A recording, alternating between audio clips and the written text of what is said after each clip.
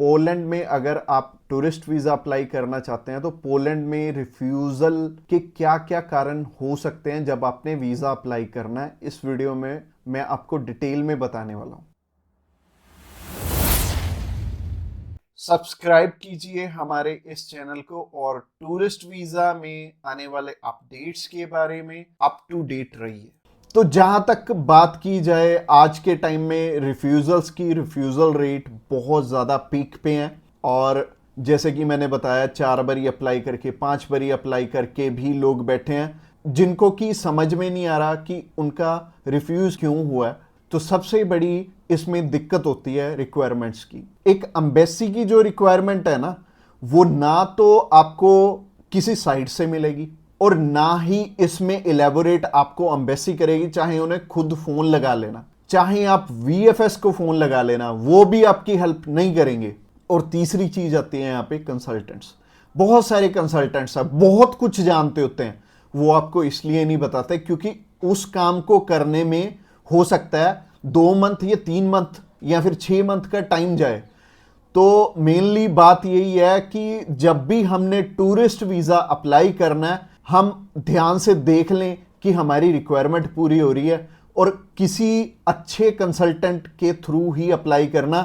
मैं तो एक चीज़ बोलता हूं कि बड़े नाम के पीछे तो कभी मत जाना। देखो अभी कोई बड़ा नाम है तो उन्हें कोई फर्क नहीं पड़ता कि आपका वीज़ा आए चाहे आपका रिफ्यूज़ हो। बट हाँ, जैसे हमारे जैसी कंपनीज हैं जो कि अप्लाई करने का भी खर्चा बहुत कम लेते हैं और इसके बाद भी आपको पूरी पूरी सपोर्ट करते हैं हर एक फील्ड में, हर एक चीज में आपकी डॉक्यूमेंटेशन बहुत अच्छे से बनाते हैं। क्योंकि जितने नॉमिनल कॉस्टिंग हम लेके चल रहे हैं ना, अगर आपका वीजा आएगा तभी हमारा बेनिफिट है। अगर आपका वीजा आएगा, आप 10 रेफरेंस हमें दोगे तभी हमारा बेनिफिट है, अदरवाइज हमारा कोई बेनिफिट नहीं है। जो पर्सन आपसे ऑलरेडी 25,000 50,000 रुपए एडवांस में ले रहा है, उन्हें आपकी प्रोफाइल से कोई मतलब नहीं है। अच्छा, दूसरी तरह के कंसल्टेंट ये हैं कि जो हायर साइड पे 20-25 हजार रुपए आपसे पहले भी लेते हैं और 10 लाख रुपए बाद में भी लेंगे।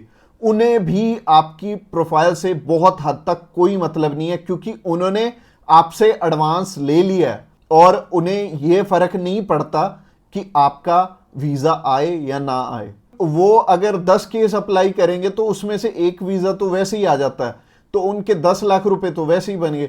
तो उन्होंने आपकी टेंशन क्यों लेनी है? तो सिंपल सी बात है, मैंने आपको अपना मोटिव बता दिया है कि हम रिक्वायरमेंट आपकी अच्छे से क्यों फुलफिल करवाते हैं जब भी आपने टूरिस्ट वीजा अप्लाई करना होता है। क्योंकि हमें आपसे बहुत कम पैसे मिलने हैं। अगर आपका वीजा नहीं आएगा, आपसे हमें रेफरेंस नहीं मिलेंगे, तो हमारा फायदा ही नहीं है इस काम में आने का। इसके अलावा पहला रीजन तो हो गया जो कि रिक्वायरमेंट के ऊपर है कि रिक्वायरमेंट अपनी बहुत अच्छे से समझ लेना और पूरी कर लेना, तभी वीजा अप्लाई करना। और दूसरा रीजन है कि आपके फाइनेंशियल डॉक्यूमेंट्स बहुत अच्छे से फुलफिल नहीं हुए होते। तो फाइनेंशियल डॉक्यूमेंट्स अगर अच्छे से पूरे नहीं होंगे तो एम्बेसी आपको वीजा, आप ही बताइए, कैसे देगी? उन्हें एक प्रॉपर प्रोफाइल चाहिए, उन्हें ऐसी प्रोफाइल चाहिए कि स्टेप बाय स्टेप आपके सारे डॉक्यूमेंट्स आपस में मैच कर रहे होने चाहिए। जैसे कि आपका जो ऑक्यूपेशन है, वहां से आपकी कितनी मंथली इनकम आ रही है और क्या वो उसी प्रोफेशन से इनकम आ रही है आपकी, और आपके फाइनेंशियल्स आपस में मैच कर रहे होने चाहिए, तभी आपका वीजा लगेगा। तो अगर आपको नहीं पता है कि आपके फाइनेंशियल मैच कर रहे हैं या नहीं कर रहे, तो आप क्या कर सकते हैं? आप अभी हमें कॉल कर सकते हैं, आप जान सकते हैं कि आपके फाइनेंशियल अच्छे से मीट कैसे होंगे। और कॉल तो आप इस वीडियो के एंड में ही हमें करना, क्योंकि आगे जो रीजन है वो भी बहुत स्ट्रॉन्ग रीजन है कि आपका वीजा इन इन कारणों से भी हो सकता है। प्रोफाइल का तो मैंने आपको बता दिया कि आप हमें कॉल कर लेना। इसके अलावा जो तीसरा सबसे बड़ा रीजन है वो है कि आपके यहां पे इंडिया में टाई स्ट्रॉन्ग ना होने, यानी कि इंडिया में आपका कोई ऐसा रीजन नहीं है कि आप वापस लौट के आओ। जैसे कि मैरिड है अगर कोई, तो उनकी वाइफ उनका रीजन बनती है वापस आने का, और अगर कोई अनमैरिड है उसको थोड़ी सी प्रॉब्लम ही आती है। बट इसका भी सोल्यूशन है कि आप बेटर है, अगर आप 20-21 साल के हो, 22 साल के हो, तो बाहर जाने के लिए मैरिज तो करोगे नहीं, तो कर क्या सकते हो, आप अपनी मम्मी या फिर अपने पापा में से किसी एक जने को अपने साथ में अप्लाई करवा लो। इससे क्या होगा कि अगर मम्मी आपके साथ जा रही हैं, आपका नहीं है वापस आने का स्ट्रॉन्ग रीजन, बट उनका बन गया, तो उनके चक्कर में आपका भी वीजा आ जाने वाला है। तो आप कर कह सकते हो या फिर मम्मी या फिर पापा को अपने साथ में अप्लाई करवा लो, तो ज्यादा अच्छा रहेगा, आपका भी टाई स्ट्रॉन्ग हो जाएगा। तो तीसरा रीजन हो गया। रीजन नंबर 4 की तरफ बढ़ते हैं। और जो चौथा रीजन है वो ये रीजन है कि आप यहां पे घूमने के लिए जा रहे हो, आपका पर्पस मैटर करता है। जब आप कवरिंग लेटर बना रहे हो तो कवरिंग लेटर ये तो आपके हाथ में नहीं है, ये तो आपके कंसल्टेंट के हाथ में है कि आपका पर्पस बहुत ज्यादा स्ट्रांग होना चाहिए, तभी आपको एक कंट्री वीजा देगी। और वीजा उन्हीं को मिलेगा, लाखों लोग अप्लाई करते हैं जिनका की एक पर्पस होगा, जिनका एक कारण होगा बाहर जाने का। वीजा सिर्फ उन्हें ही मिलने वाला है जिनका एक रीजन बहुत ज्यादा स्ट्रांग होगा। तो रीजन बहुत ज्यादा आपका स्ट्रांग बनाएंगे अगर आप हमारे थ्रू अप्लाई करेंगे। तो ये चौथा कारण था आपका वीजा रिफ्यूज होने का। और ये 4 कारण ही हैं जो सबसे बड़े रिफ्यूजल के आपके चांसेस बनते हैं। जिन कारणों के पीछे ये चारों चीजें अपनी ठीक कर लो, और जैसे मैंने पर्पस में बताया, पर्पस आपका बहुत ज्यादा स्ट्रांग हो जाएगा अगर आप हमारे थ्रू अप्लाई करेंगे। तो अगर आप हमारे थ्रू अप्लाई करना चाहते हैं, आप जानकारी लेना चाहते हैं कि आपके रिक्वायरमेंट पूरी है, क्या आपके फैमिली टाइज स्ट्रांग है, तो आप अभी हमें कॉल करके पता कर सकते हैं कि क्या आपकी रिक्वायरमेंट अच्छे से पूरी है, क्या आपके फाइनेंशियल डॉक्यूमेंट जो कि सबसे ज्यादा इंपॉर्टेंट है आपस में मैच कर रहे हैं। इसके अलावा जो तीसरा कारण था वो था आपके फैमिली टाइज कितने स्ट्रांग है। इसके अलावा चौथा कारण है कि आपका पर्पस हम कितना स्ट्रांगली लगाएंगे।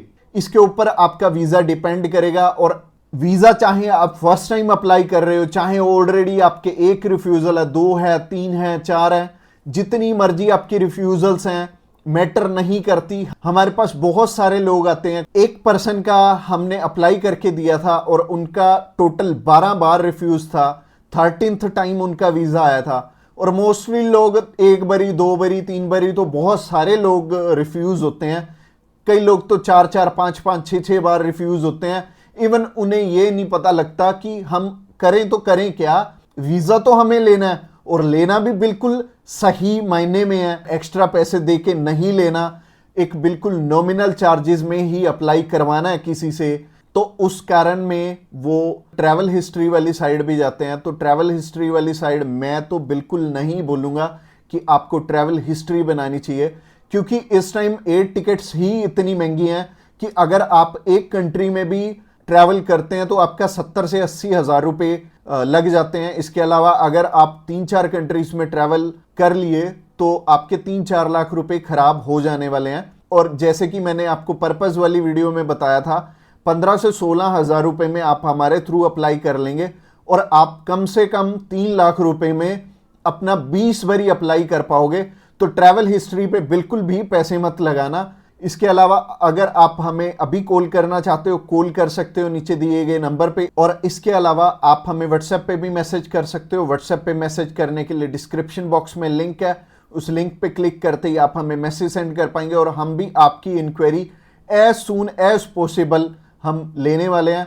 और हमारी टीम्स ऑफ एक्सपर्ट्स हमेशा रेडी है और वो सारे टीम मेंबर्स को पर्सनली मैंने ही ट्रेंड किया हुआ है और आपकी हर एक ज़रूरत को वो समझेंगे और फिर उसी अकॉर्डिंग आपको गाइड करेंगे। और आपको बिल्कुल भी टेंशन नहीं लेनी, जब भी आपने वीज़ा अप्लाई करना है आप हमारे थ्रू ईजिली कर सकते हैं।